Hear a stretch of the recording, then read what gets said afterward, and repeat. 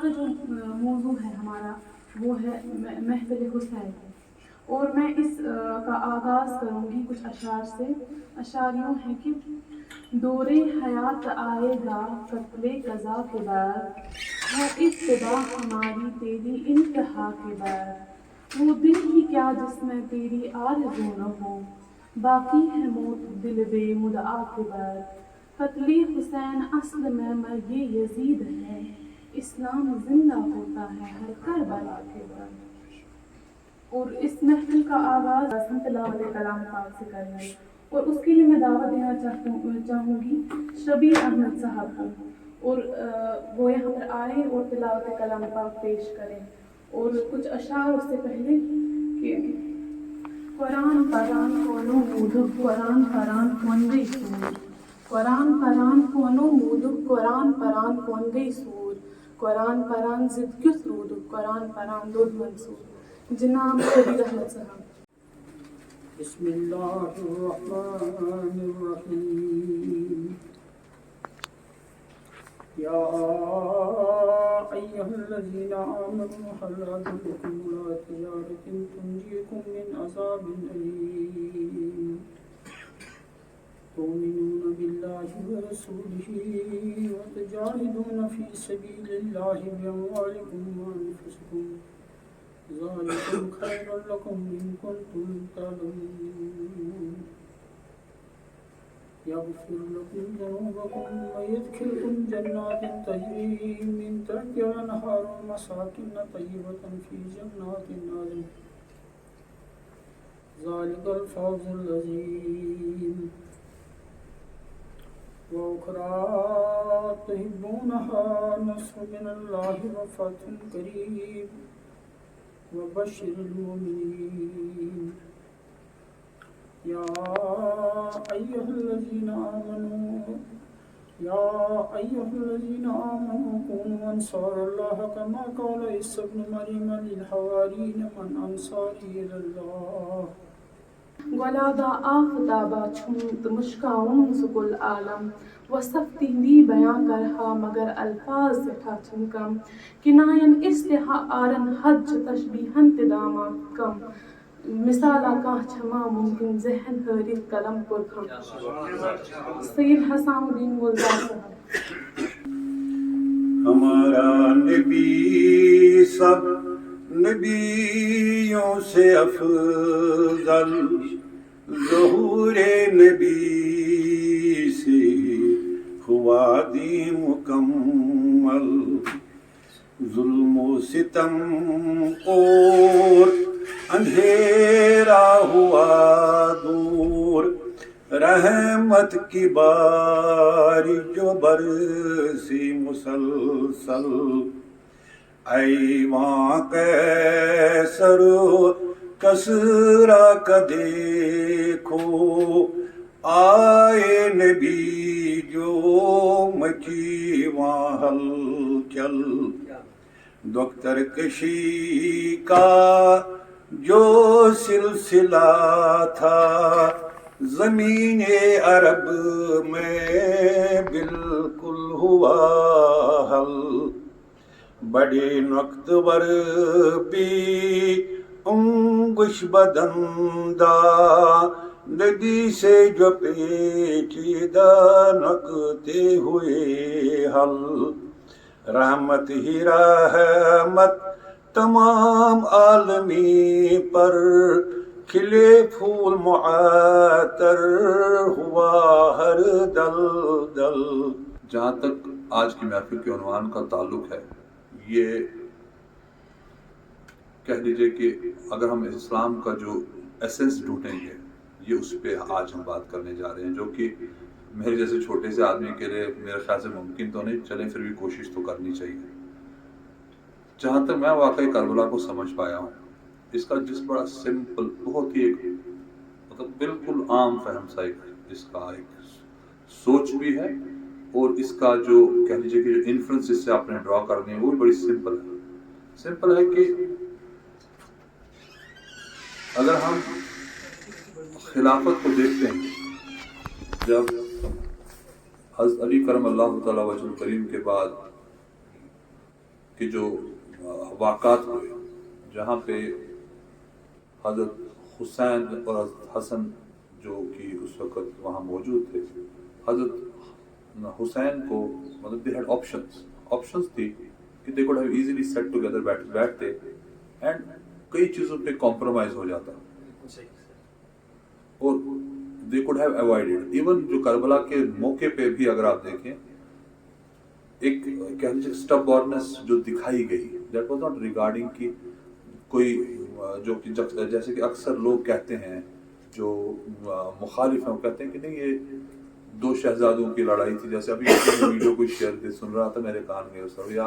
یہ جی اقتدار کی جنگ تھی، بالکل، اور ہرگز اقتدار کی جنگ نہیں تھی. یہ جو واقعہ تھا، نہیں تو اگر ویسا ہوتا تو ایک بیوقوف بھی کہہ سکتا کہ 70 آدمی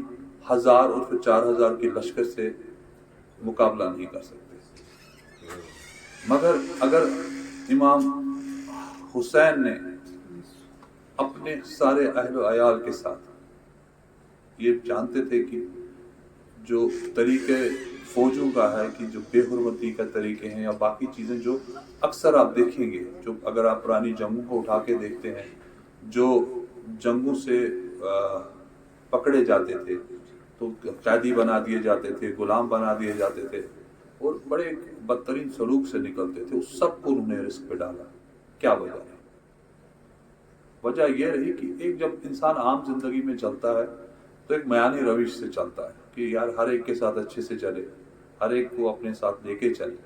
مگر جب فیصلے کی گھڑی ہوتی ہے جہاں آپ نے صحیح اور غلط میں پہچان کرنی، میرے خیال سے وہاں پہ ایک حسینی کردار کا آپ کے اندر جو ظہور ہونا چاہیے کہ وہاں پہ سچ کو سچ کہنا اور جھوٹ کو جھوٹ کہنا بڑا امپورٹنٹ ہے. تبھی قرآن شریف میں ایک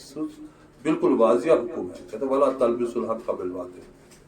سچ کو جھوٹ کے ساتھ مت ملاؤ. سچ کیسے جھوٹ کے ساتھ ملتا ہے؟ جب آپ کئی چیزوں پہ پردہ رکھتے ہو، کئی چیزوں کو سوچ کے سن کے اندیکھا کرتے ہو، and you don't call speed a speed just because کہ میرے ریلیشنز کیسے رہ جائیں گے، کیا میرے تعلقات خراب ہو جائیں گے، ماشاء میری لاگون ہوئی تھی. یہ عام سا ہمارا طریقہ ہے. یا ولز خدا سب کری روتی. اگر ہم اسلامی روح کے مطلب اس کے حساب سے دیکھیں، جب فیصلے کی گھڑی ہے وہاں پہ مڈ وے نہیں ہوتا. جہاں آپ نے فیصلہ کرنا ہے وہاں مڈ وے نہیں ہوتا. وہاں پہ یا تو آپ حسینی خیمے میں ہیں یا یزیدی خیمے میں. ہم نے تعین کرنا ہے کہ ہم کس خیمے میں رہنا چاہتے ہیں. ہمارا عقیدہ ہے کہ نبی آخر الزمان محمد مصطفیٰ صلی اللہ علیہ وسلم کے ساتھ ہماری عقیدت، ہمارا ان کے ساتھ وعدہ ہے کہ ہم ان کی فوج کے حصے ہیں. فوج مینز جو نبی پاک صلی اللہ علیہ وسلم کے مشن کو آگے چلائے. اس میں امام حسین علی مقام کا یا اہل بیت کا جو کردار ہے وہ ایک سورج کی طرح تابان ہے کہ اگر اس وقت وہ ہمیں مشرق راہ نہ دکھاتے